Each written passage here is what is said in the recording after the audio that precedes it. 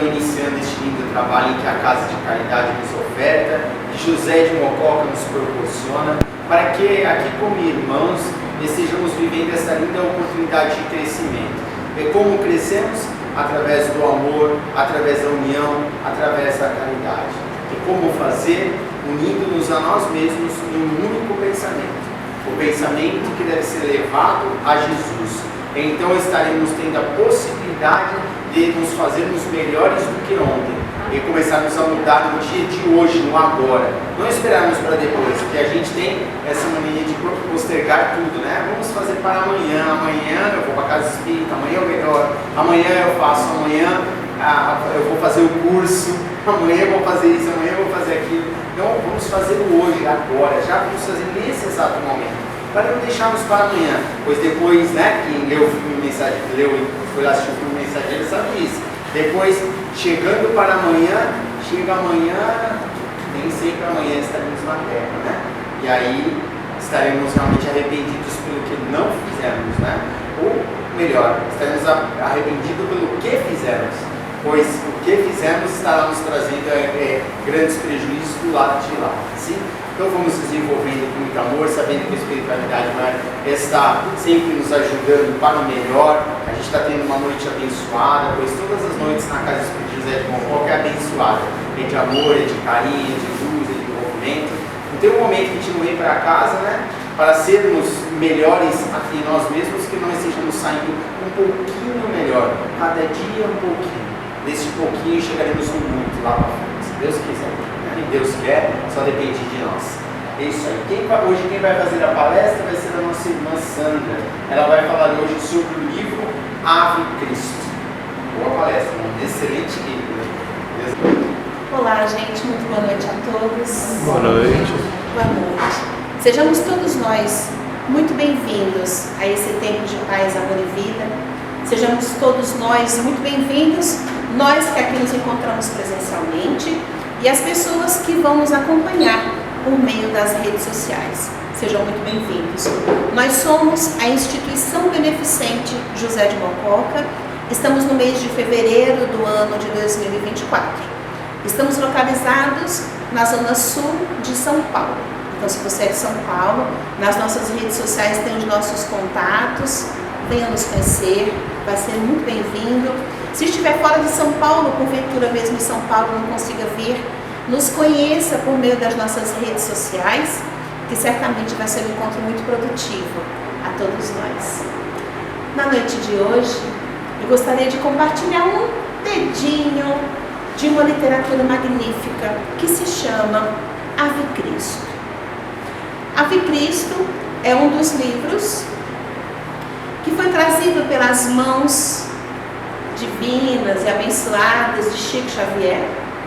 Divinas e abençoado não por ter sido alguém melhor do que qualquer outra pessoa, mas divinos e abençoado por conta das mãos de uma pessoa que se trabalhou, que se lapidou e que dedicou a sua vida ao bem, ao belo e o mais. Esse livro foi psicografado por Chico Xavier pelo Espírito Emmanuel. Emmanuel, que era o mentor de Chico Xavier, ele psicografou vários livros por meio do Chico e psicografou especificamente 5 livros que são romances espíritas. O primeiro desses livros, que compõe esse pentateuco de romances de Emmanuel, é Há 2000 anos, 50 anos depois, Paulo Estevão, Renúncia, e o último desses 5 livros é Ave Cristo. Quando a gente fala de uma coletânea de livros, é muito comum, infelizmente, eu me coloco no meio disso, o último livro da coletânea a gente deixar para ler por último. E aí vai lendo, chega nele e acaba ficando mais para o finalzinho. Então é um livro muito rico, uma literatura fundamental de fazer parte das nossas vidas, mas que às vezes a gente ouve falar e não se debruça tão detalhadamente, tão cuidadosamente quanto essa literatura merece. Então agora no ano de 2024, a gente está falando acerca dos romances de Emmanuel e tomamos a liberdade de começar pelo último, começar por Ave Cristo. Logo no prefácio desse livro, Emmanuel traz as suas belas narrativas e orientações, e ele fala com extrema propriedade que a intenção com esse livro não é um romance, não é simplesmente uma história de amor, mas a intenção com esse livro é trazer a história, a vivência com dados históricos de companheiros nossos do cristianismo lá nos seus primórdios e trazer até nós o seu exemplo, para que a gente consiga olhar para esses grandes espíritos, para esses grandes irmãos que viveram e que vivem conosco, pois que a morte não existe, e que passaram, trouxeram a sua experiência, a sua vivência regada a muito suor, lágrimas, mas especialmente regada a muito amor. Então a fala de Emmanuel é que ele traz essa literatura para que a gente consiga, na nossa vida, construir um espelhamento, porque muitas vezes a gente se encontra dolorido, angustiado, sofrido, e a espiritualidade já nos pontuou diversas vezes e continua pontuando que o nosso melhor amigo deve ser um livro, que esse livro dialoga com a gente naqueles momentos de tristeza e de angústia. Então é com esse olhar que Emmanuel abre o prefácio desse livro, e ele também pontua de que a palavra divina, a palavra do Cristo, precisa de mãos que contribuam com a sua propagação. Ou seja, a palavra de Cristo existe, é consoladora, extremamente confortadora, mas cada um de nós temos uma responsabilidade diante dela, que é fazer de cada um de nós um exemplo vivo dos ensinamentos do Cristo e propagar Jesus, propagar a sua boa nova, propagar o seu exemplo, propagar o amor. E esse livro, logo no comecinho, ele já traz pontuações, e para que nos coloquemos no tempo, no espaço, como é que era a história, de que momento a gente está falando. O livro se dá em Roma por volta do ano 200, 2 séculos que o Cristo havia passado sobre a terra. É aí que se contextualiza a história de Ave Cristo. Naquele período, quase 200 anos do cristianismo instalado na terra, as vivências já se davam de uma forma diferente. O governo romano, os seus grandes líderes, viviam no esforço árduo para calar a voz, para calar a mensagem do Cordeiro. Só que na medida, quanto mais o governo romano se dedicava a calar a voz do Cordeiro, e essa dedicação se dava por meio de crimes, de assassinatos, de violências de várias ordens. Aqui nós estamos falando de um período em que os circos de Roma funcionavam a todo vapor. E naqueles circos, a maior diversão que a população tinha era a tortura, o assassinato e a destruição dos cristãos na arena. E essa destruição se dava com um grande número da plateia assistindo, festejando, ovacionando aqueles crimes que se dariam para aquelas pessoas que estavam cometendo a grande violência e o grande crime de seguir a palavra de Jesus, de seguir a palavra do Cristo.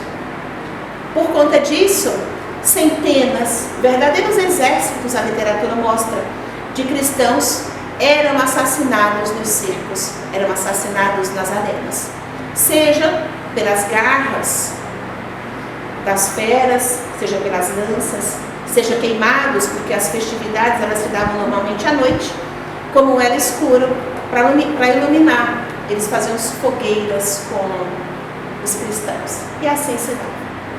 Só que isso nós estamos comentando da matéria. A gente está comentando daquilo que os nossos olhos enxergam. Porque na terra, a violência campeava nos lugares. Assim como trazendo de 200 anos lá, no ano 200, agora para o ano de 2024, se a gente for fazer um paralelo, nós vemos muitos crimes, muitas violências, muitas dores, muitas angústias. A gente se depara às vezes com situações e fica pensando: onde está Deus que não está vendo isso? Onde estão os nossos anjos guardiões? Onde estão os espíritos protetores que dizem que existe? Pois bem, essa fala dos circos, há 200 anos, no ano 200, se dava, no campo da matéria era isso que se via. Entretanto, se a violência campeava fisicamente, do outro lado, onde os nossos olhos não enxergam, mas acontece ao nosso derredor, exércitos de mentores, exércitos de anjos se levantavam, como hoje se levanta do mesmo jeito, para nos assistir, nos acolher e nos amparar. Só que dentro disso, cada um de nós tem o nosso livre-arbítrio.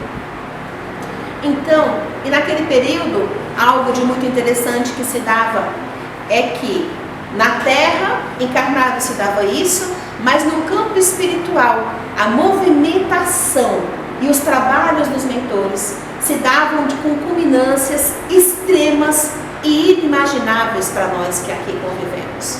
E esse trabalho árduo para colocar a palavra do Cristo, para reconstruir a terra que nós mesmos desarmonizamos, estava sendo capitaneada pelos apóstolos de Jesus, pois que nesse período todos se encontravam, desdobravam-se em trabalhos árduos para multiplicar e falar do Cristo. Quanto mais se dava violências, quanto mais cristãos eram assassinados, mais se pulverizava pela terra, naquele período, a mensagem do Messias. Quanto mais as dores se davam, quanto mais as violências eram pungentes, mais se multiplicava o verbo e a fala da proposta do Cristo e do exemplo do Mestre. Quem era aquele homem tão simples que conseguiu modificar a história da humanidade e modificar as pessoas de tal forma que não se consegue entender? É assim que iniciou o Viva a Cristo. É dentro dessa estrutura que ele se inicia e ele traz. Mas o livro, ele tem como figuras centrais um homem que se chama Quinto Varro. Quinto Varro é um personagem central e ele tem por objetivo na sua vida resgatar a pedra mais preciosa que existe sobre o planeta. É um filho seu que se chama Cassiano e que estava perdido pelo campo da dor, da revolta, do ódio, da angústia. Quinto Varro era um espírito nobre, pois que já havia conquistado maturidade no seu íntimo e essa conquista é individual que ninguém tira de nós. Ele, na sua encarnação, procurou exemplificar para Cassiano, procurou mostrar para o seu filho, conduzi-los no caminho do Cristo, mas ele era muito revoltoso. Como temos o nosso livre-arbítrio, os dois estavam no plano espiritual. Quinto Varro, como um grande espírito nobre, e que já tinha liberdade de escolher e viver em regiões mais avançadas, em lugares mais evoluídos, só que o seu filho Cassiano estava em regiões trevosas, e ele se divertia vendo o sacrifício dos cristãos. Ele vampirizava aquela violência que se dava com os cristãos. Assim, no primeiro capítulo já de Ave Cristo, Quinto Varro vai pedir para os seus mentores implorar que permitam que ele reencarne junto ao seu filho Cassiano, pois que ele quer, e ele tem certeza que com o seu amor ele vai conseguir buscar o seu filho para os caminhos do Cristo. Assim termina o primeiro capítulo, e o capítulo seguinte já começa com uma casa grande, bonita e confortável em Roma, e naquela casa havia uma família. Essa família era composta por um jovem homem, jovem idade, mas da sua aparência séria, com uma postura muito sóbria, muito equilibrada, e que não era muito dedicada a festas e a farras. Esse homem, esse jovem pai, que era o chefe da família, se chamava Quinto Varro. Quinto Varro era casado com uma moça que se chamava Cíntia Júlia. Cíntia Júlia era uma jovem mulher romana, muito bonita, mas muito fútil para aquela época. Ela sonhava em ser muito rica, que o marido fosse um comerciante próspero e que eles pudessem viver todas as facilidades financeiras que o período propunha. Ela queria ter muitos escravos, queria ter muitas propriedades, queria poder viajar pelo mundo como as suas amigas ricas e poderosas faziam. Esse era o sonho de Cíntia Júlia, portanto, a jovem e bela esposa dessa família. Esse casal tinha um garotinho que na época estava com aproximadamente 1 ano de idade. Já o segundo capítulo do livro mostra a família e mostra esse garotinho que estava brincando com os escravos e com a sua mãe. Esse garotinho se chama Tassiano. Então nós começamos vendo esses personagens no plano espiritual e agora eles estão reencarnados para afinar suas arestas, para aprender, para se burilar, para transformar o nosso homem velho em alguém novo, em alguém que consiga caminhar pelos caminhos e pelos trilhos do Cristo, pelos caminhos do bem, do belo e do mais. E essa família estava entretida, conversando, Cíntia Júlia comentando sobre as últimas festas que haviam acontecido nos palácios, sobre as diversões que tinham, os cantores que se apresentavam, os artistas que iam lá trazer mostrar o seu dom, mostrar o que eles faziam. Quinto Varro não era o tipo do assunto que ele gostava muito, mas ele se divertia e sorria e de vez em quando trocava um outro monossílabo com a esposa para mostrar que estava presente e que estava feliz de vê-la feliz. E o jovem e o bebezinho Tassiano brincando por ali. No meio daquilo, o Quinto Varro foi observando e esperando um bom momento para ele entrar com o assunto. E aí ele disse: Cíntia, eu gostaria de convidá-la para que hoje à noite nós pudéssemos ir aos cemitérios. Teremos uma pregação hoje muito importante e certamente vai ser algo que vai somar as nossas vidas. Quando o Quinto Varro comentou isso, Cíntia Júlia ficou enlouquecida porque ela não gostava desse tipo de conversa. Qual que era o convite? Naquele período, era um período que os cristãos sofriam perseguições indescritíveis. Perseguições de que os seus bens eram pegos pelo governo e eles eram simplesmente presos e depois seriam assassinados sem ter onde buscar justiça, sem ter a quem pedir ajuda. Aquelas pessoas eram destruídas, os pais de famílias eram destruídos, seus filhos eram largados à rua. Por quê? Porque os outros também tinham medo de acolhê-los, eles seriam também cristãos e todos seriam assassinados. Então era uma vida de muitas provações. Entretanto, os romanos tinham respeito pelos cemitérios. Os cemitérios eram um lugar sagrado. Então o que as pessoas faziam? Trabalhavam durante o dia e à noite iam até as catacumbas. Era lá que eles cantavam, oravam, dialogavam, trocavam afetos, trocavam aprendizagens, trocavam experiências. Era no cemitério que os cristãos conseguiam viver com liberdade.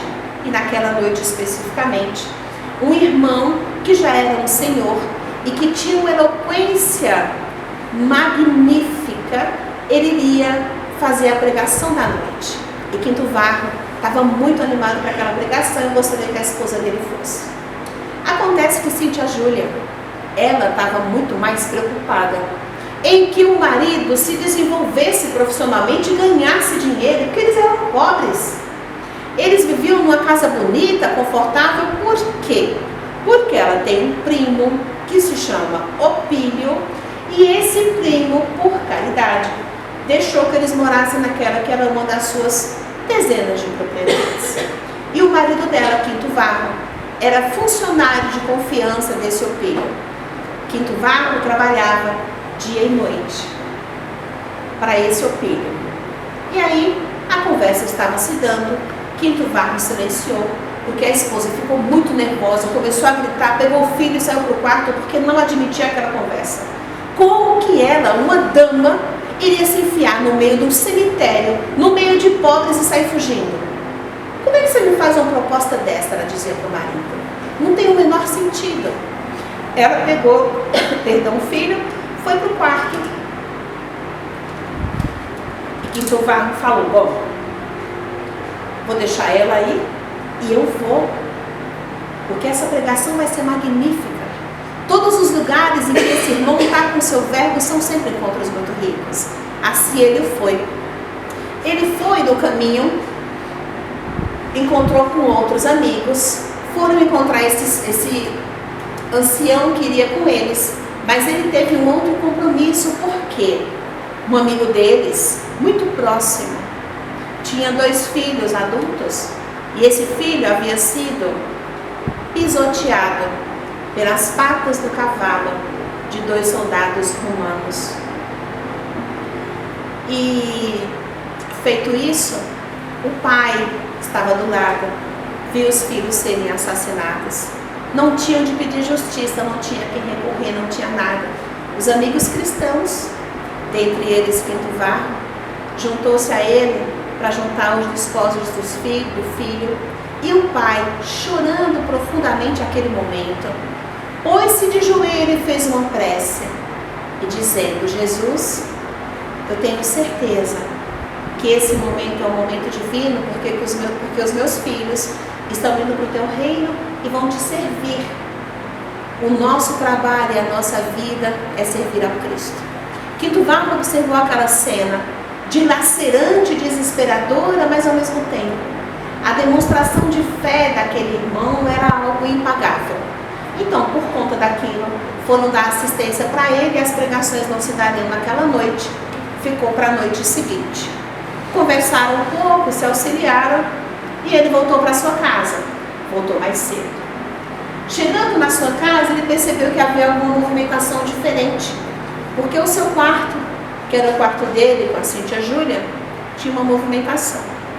Ele foi se aproximando, que ele queria fazer uma surpresa para ela, que tinha voltado mais cedo, e amenizar a situação desagradável que ficou mais cedo. Só que, com essa atitude de chegar mais cedo, ele descobriu que a sua esposa era amante do primo, que era chefe dele, que era dono da casa, e era uma pessoa de dinheiro e que ele devia muito para conseguir manter o padrão de vida que a esposa queria. Ele percebeu que eles estavam tendo um caso, ouviu a conversa, uma parte dela, e soube que eles já tinham um caso há 6 meses. Ouvindo aquilo, ele ficou de coração dilacerado, Quinto Varro, saiu de perto e foi para outro ambiente da casa, foi para o quarto onde dormia o bebê Tassiano. Lá chegando, ele pegou o filho no colo e disse, eu vou embora. Não posso viver aqui. Não posso deixar meu filho aqui num ambiente como esses. Mas ao mesmo tempo, com o filho no colo, ele pensou, eu também não posso expor essa criança a esse momento de agressividade, de violência. Quinto Varro colocou a criança de volta no berço. E o que ele fez? O que a espiritualidade nos são? Pare e faça uma prece. Foi isso que Quinto Varro fez. Pôs o filho de volta no berço e fez uma oração lá do fundo do íntimo, pedindo que Jesus o amparasse e clareasse a sua mente, para que ele conseguisse ter uma postura e uma atitude assertiva. E aí ele ficava pensando, o que Jesus faria no meu lugar? O que aqueles grandes pregadores, aqueles anciãos que eles tanto respeitavam, faria no lugar dele? Em prece, ele saiu. E a narrativa seguinte mostra que ele foi procurar ajuda, foi procurar orientação. E é nesse momento que entra um personagem muito interessante, é um ancião que se chama Corvino. Quinto Varro ficou pensando com que ele iria se orientar. E aí ele foi buscando na mente aquela pessoa que tivesse dentro do seu olhar moralidade, postura e exemplo.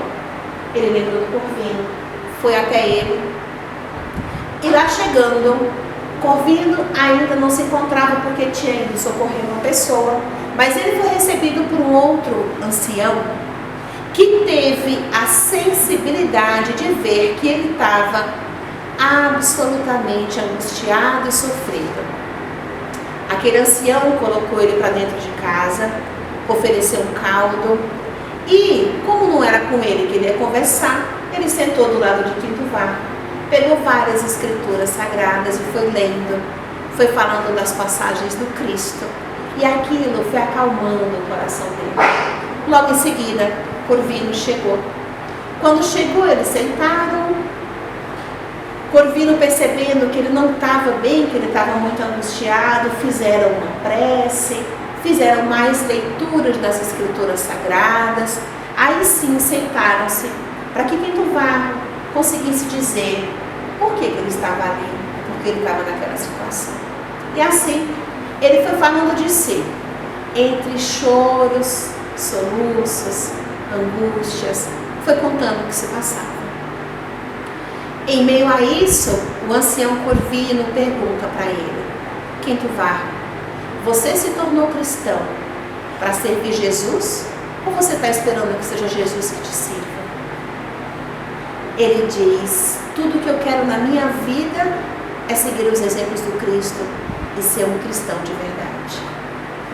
Corvino diz para ele um conselho que eu achei magnífico.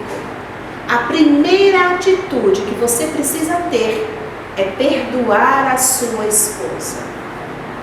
Porque nenhum de nós tem moral para adentrar o sentimento de outrem, seja ele qual for e seja qual for a atitude que essa pessoa tem tido.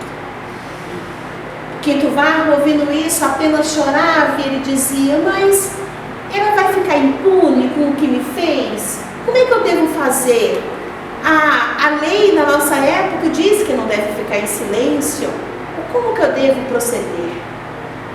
E aí Corvino fala para ele uma fala também magnífica, dizendo: lembre-se, meu filho, quem ateia fogo ao derredor vai caminhar sobre essas próprias chamas.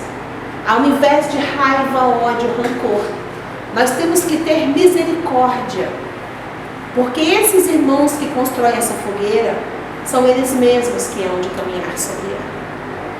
Caminham um pouco mais e o Corvino orienta Quinto Varro: aqui, vai embora, peça demissão do trabalho que desenvolvia com o filho, porque não tinha mais condições de trabalhar com ele, e diga para sua esposa que vai trabalhar em regiões mais distantes para conseguir ganhar melhor, para conseguir dar uma vida mais digna. Por quê?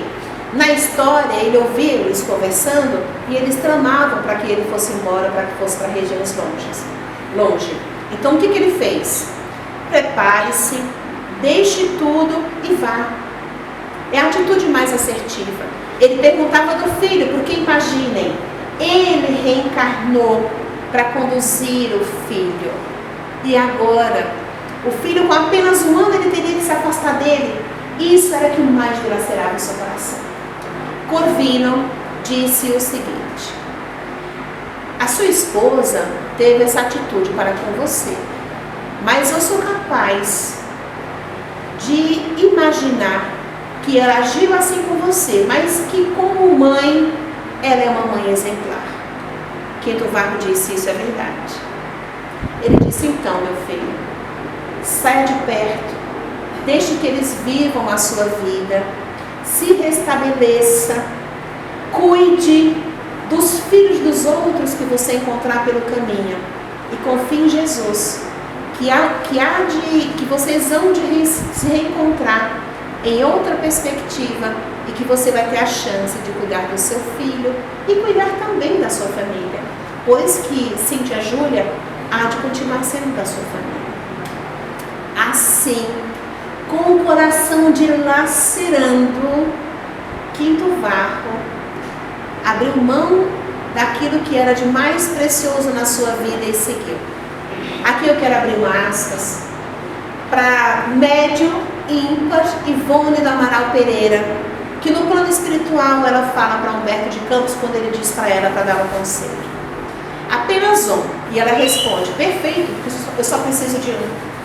E aí ele diz, então diga, minha irmã, qual conselho a senhora daria para os médiuns? E Ivone disse que para que nós, pois que todos somos médiuns, para que a gente aceite o que chegar à nossa porta, sem estranheza, sem angústia, sem questionamento, sem discussão, porque o nosso olhar é muito limitado, a gente não consegue entender o que significa aquilo, mas o Cristo consegue. E aí eu quis abrir essa aspas para esse diálogo dos grandes escritores e das grandes literaturas que magnificamente dialogam entre si. Quinto Varro passou por um processo de traição. E aí o que deveria ser feito? Ah, Sandra, mas qual que era o correto de fazer? Se eu tenho um compromisso conjugal, se eu assumi um compromisso e agora decidi que me apaixonei por uma terceira pessoa, eu me divorcio, resolvo a minha situação, eu era casada, agora não sou mais, agora eu posso construir um relacionamento. Por quê? Porque a gente precisa ter responsabilidade uns com os outros. A gente está vivendo momentos em que o amor brota e desbrota de uma hora para outra. A gente apaixona e desapaixona em várias pessoas em um período muito curto, e a família vai ficando de lado, e os nossos compromissos e responsabilidades igualmente. Não existe eu estou casada e encontrei o amor da minha vida. Aí descaso, caso com o outro, agora eu achei meu amor, não era aquele não, agora é esse. Cuidado com os compromissos que a gente assume. Cuidado com as responsabilidades que a gente tem um sobre o outro. Cuidado com os compromissos que a gente assume perante um lar de pessoas que precisam de nós. Seguindo a história, depois disso, 2 dias depois desse encontro, Quinto Varro voltou para casa, tratou a esposa com naturalidade, tratou todos com naturalidade. 2 dias depois, ele estava diante de Opílio, conversando com ele, dizendo que tinha muita vontade de ir para outras terras distantes, no intuito de buscar progredir, de buscar novos ares, de buscar novo trabalho, que ele precisava daquilo, mas se sentia preso, porque devia muito a Opílio. Opílio respondeu o seguinte: fique tranquilo que eu perdoo todas as suas dívidas. Perdoo todas as suas dívidas, viaje tranquilo, vai em paz, que a sua família não passará privações. Porque eu gosto muito da sua família como se fosse minha, e eles não passaram privações, pode ir. Quinto Varro ficou embasbacado de ver a postura leviana daquele que ele tinha ouvido há 2 dias atrás. Mas tudo bem, foi para casa, conversou com a esposa, que também não se abalou muito, e viajou. Nesse sair de casa, ele foi em busca de emprego, pois que ele era um homem simples. Ele precisava de recolocação profissional para fazer alguma coisa, para conseguir viajar, conseguir trabalhar. É nesse momento que entra um personagem que se chama Flávio Súbrio. Flávio Súbrio entra nesse momento dizendo que Quinto Varro está procurando emprego, e aparece esse personagem que é um soldado, e ele tem um problema na perna, porque em conflitos ele foi atingido por uma espada e ficou coxo. Por ele ter ficado coxo, ele não conseguiria mais estar no exército, mas era uma pessoa que prestava serviços duvidosos para os ricos. Então ele fazia o que a gente chama hoje do serviço sujo. Ele apareceu diante de Quinto Varro, que ficou muito surpreso, ofereceu-lhe serviço, conversaram, acertaram, enfim. No outro dia, eles estavam viajando. Por quê? Esse personagem, Flávio Súbrio, convidou Quinto Varro para ir a regiões distantes numa embarcação, porque o governo estava precisando tomar providências em relação aos cristãos que estavam fermentando, aumentando demais lá naquela região, eles não sabiam o que fazer, e eles estavam indo com um trabalho de traição. ver quem era, pegar os nomes para mandar para o circo. Quinto Varro, vendo aquilo, disse: eu tenho uma chance de trabalhar. Dentro disso eu vou trabalhar e eu vou conseguir avisar os meus irmãos cristãos que fujam. Ele ia ter acesso a toda a lista daqueles que estavam sendo procurados. Assim se deu, assim pegaram uma grande embarcação. Só que antes de ir, ele foi se despedir do ancião Corvino. Ao se despedir do ancião Corvino, o senhor Corvino disse para ele que tinha um grande sonho e a necessidade de ir para outras terras, pois que ele precisava dar assistência a seus irmãos, que ele sabia que estava com muita dificuldade, mas ele não tinha como ir, ele tinha que ficar escondido porque os guardas romanos estavam atrás dele para matá-lo. Com isso, Quinto Varro intercedeu e conseguiu que o senhor Corvino viajasse junto. Estando na embarcação, estavam indo, viajando, chegou um certo momento que o senhor Corvino estava no quarto dele para Quinto Varro, e Quinto Varro, que estava em outra parte do barco, recebeu de pertinho Flávio Súbrio na calada da noite e teve um susto. O que acontecia? Flávio Súbrio foi até ele, ofereceu emprego, ofereceu aquela viagem, mas na verdade era uma emboscada. Ele estava ali amando e sendo pago pelo amante da sua esposa, para que o matassem no barco e ele desaparecesse da vida deles. Só que todo o bem que a gente faz nos encontra em qualquer parte do mundo. Flávio Súbrio disse para Quinto Varro, que ficou assustado, ele não teria o que fazer dentro daquilo. Há vários anos atrás, Flávio contando para o Quinto Varro, ele foi ajudado pelo pai de Quinto Varro, ajudado de uma forma que ele jamais esqueceria.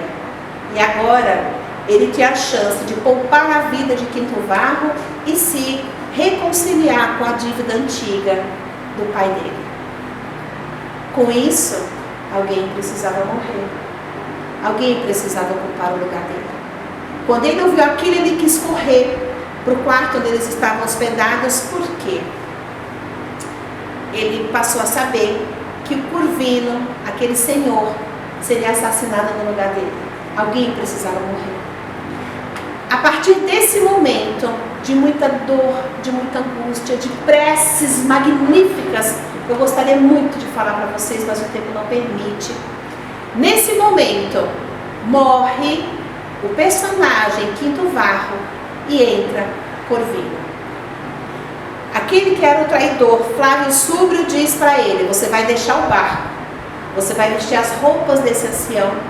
Quinto Varro não existe mais e passa a existir. Você a partir de agora tem a identidade de Corvino. Assim, ele desceu do barco. Corvino foi jogado no mar, mas para todos os efeitos foi Quinto Varro que morreu porque ficou doente, é o que foi contado para a família, ficou doente e foi assassinado pelos cristãos. E saindo do barco, ele não era mais Quinto Varro, mas era Corvino. O tempo passa e aproximadamente 20 anos depois, em lugares muito distantes, morava um senhor que cuidava, que criou um orfanato, que cuidava das crianças abandonadas, que eram crianças especificamente, cujos seus pais tinham morrido nas arenas e os filhos tinham ficado jogados. Quinto Varro, Corvino montou um orfanato e cuidava dessas crianças com muito sacrifício. Só que além disso, ele era um homem, ele era um jardineiro, muito conhecido em toda a região. Por quê? Ele sabia que Opílio gostava muito de plantas, gostava de jardinagem. E onde ele andava, ele cuidava dos jardins, porque ele tinha a esperança que era cuidando de jardins que um dia ele ia encontrar o filho. Esse Corvino cuidava dos filhos dos outros como se fosse o seu. Todas as noites, ele orava a Jesus pedindo que amparasse aqueles órfãos e que da forma que os amparasse ao seu filho também. Que ele não passava dificuldade material, mas que muito provavelmente passava a dificuldade da moralidade de um lar que é constituído em bases sem tanta moralidade. 20 anos depois, Corvino, que era famoso por isso, mas era famoso também, pois que fazia muitas curas através das suas orações. E o Corvino, numa noite, na sua casa, bateu à porta um casal de amigos e chegaram discretamente pedindo a ajuda dele.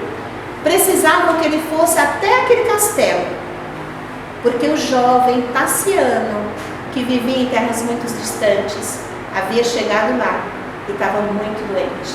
Na época havia uma peste que havia se alastrado pela região e estava matando muita gente. E a única alternativa que eles viram foi buscar a ajuda daquele homem que, através das suas orações, dos seus chás e do seu cuidado, curava. O coração dele foi na garganta, porque depois de 20 anos ele iria reencontrar finalmente a sua pedra preciosa, Tassiano.